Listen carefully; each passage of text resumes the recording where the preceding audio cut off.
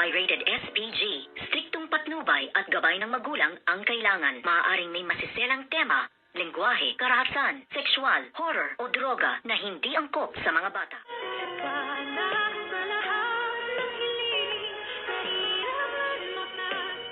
Good morning and welcome sa aking munting channel. At dito nga ay nag-utos na ang isa sa mga kinausap ni Moira upang tudasin na nga itong si Dax para nga ma-absuelto itong demonyitang si Moira, dahil si Dax lamang ang tanging star witness na siyang makapagdidiin upang makulong nga ng habang buhay ang demonyitang si Moira. Ngunit hindi papayag talaga itong si Moira.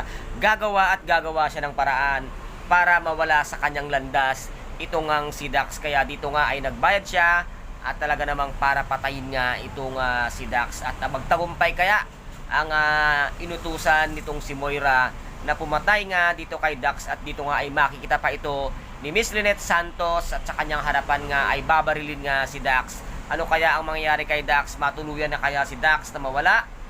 Or mabigo muli itong demonyitang si Moira? At dito naman nga ay nakasalubong pa ni Dax at nakabangga niya nga itong si Doktora Annalyn Santos. At dito nga ay laking gulat itong si Doktora Annalyn Santos kung bakit kilalang kilala siya ng tao nga noon niya lamang nakita, at nakabangga lamang niya. Pati nga si Zoe ay kilala, at ang kanyang nanay Lynette. At ano din kaya ang gagawin ni Miss Lynette Santos, dahil makikita niya nga ang gagawin kay Dax.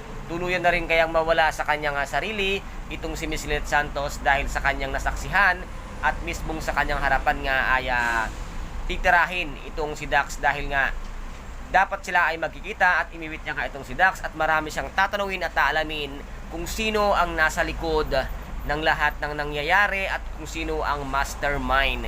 Matuloy kaya ang kanilang pag-uusap itong si Miss Lynette Santos at si Dax. And guys, ito po ang ating pakaabangan dito nga sa Abot Kamay na Pangarap, na kung saan ay napaka-intense ng mga bawat kaganapan at talagang kapanapanabik ang bawat eksena. At kung nagustuhan po ninyo ang aking videos for today, paki-subscribe na lamang po ng aking channel, paki-like and share para maging update kayo sa lahat ng gagawin kong video.